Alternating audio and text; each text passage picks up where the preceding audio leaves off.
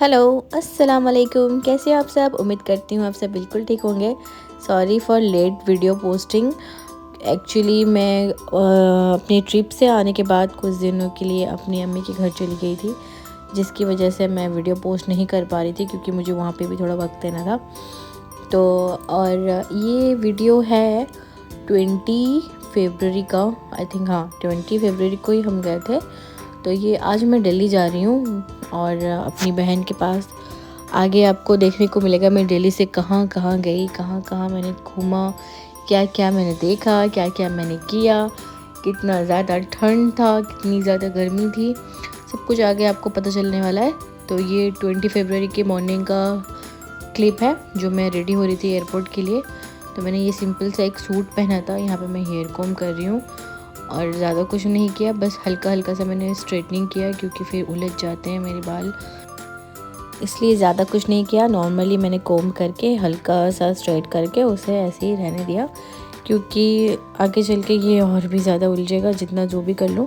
तो यहाँ पे मैंने गोल्ड का जो भी पहना था वो सारा मैंने निकाल दिया था। ईयरिंग मैंने पहना था, चैन मैंने निकाल दिया था क्योंकि ट्रैवल में सेफ़ नहीं होगा।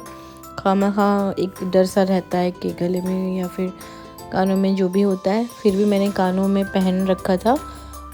चैन मैंने निकाल दिया था तो वही मैं यहाँ पे निकाल रही हूँ। चूड़ियाँ भी मैंने उतार दी थी, एक नॉर्मल 2 बैंगल्स ही पहने थे, ज़्यादा चूड़ी मैं नहीं पहन के गई थी।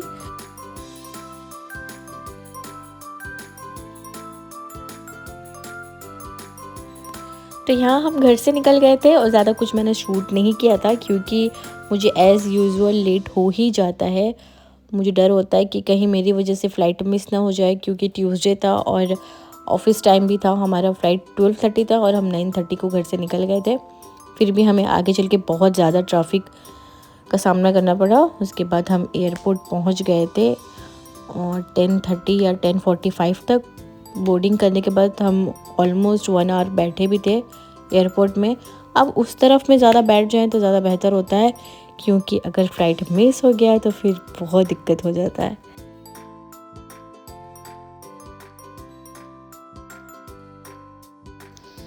या कहीं भी चले जाओ, मेरे हस्बैंड का कॉल जो होता है ना वो कहीं पे भी नहीं छूटता है। मुझे सारा कुछ अकेले करना पड़ा और लगेज बोर्डिंग सब कुछ लेने के बाद मैंने अपने लिए एक हॉट चॉकलेट कॉफ़ी लिया था जो मुझे 450 का पड़ा था। माय गॉड, इतना ज़्यादा एक्सपेंसिव होता है ना।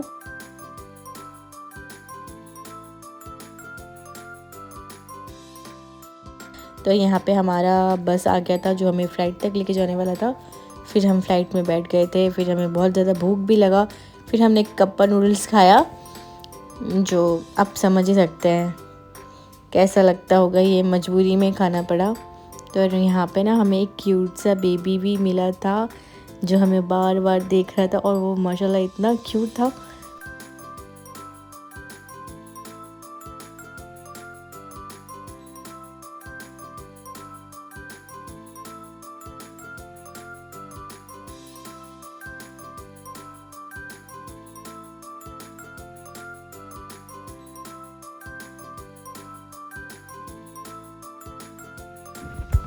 उसके हम दिल्ली एयरपोर्ट में पहुंच गए। फिर वहाँ भी मुझे ही सारा लगेज लेना पड़ा क्योंकि कॉल आना शुरू हो गया था फ़ोन ऑन होने के बाद।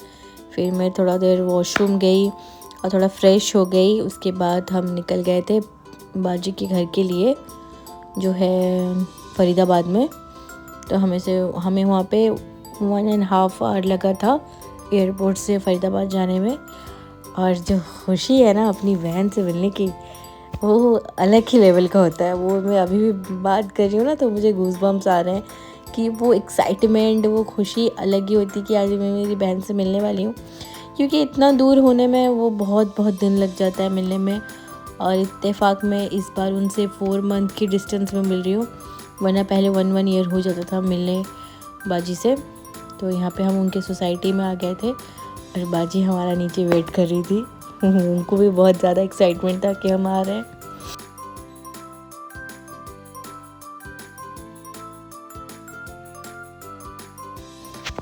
तो यहाँ पे मैंने बाजी को बोला अस्सलाम वालेकुम, तो एक अच्छा सा हग किया और मन करा था फ़ोन वहीं पे ही रख दूँ और कुछ भी शूट ना करो क्योंकि अब वीडियो के चक्कर में ना कि आप अच्छा मोमेंट को भी हमें मिस करना पड़ता है, इसलिए मुझे ज़्यादा अच्छा नहीं लगता है।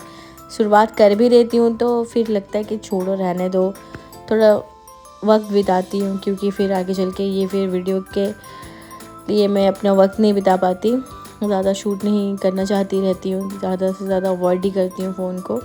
फिर भी जब एक चीज़ स्टार्ट करते हो तो कहीं ना कहीं रहता है कि नहीं ये भी करना चाहिए, क्यों नहीं कर रही हूँ, थोड़ा कर लेती हूँ। तो ये बाजी का हॉल था, मैंने ज़्यादा कुछ शूट नहीं किया, ये उनका लिविंग रूम था। और बाजी ने हमारे लिए उस दिन मटन बिरयानी बनाया था, जिसका शूट मैंने नहीं लिया।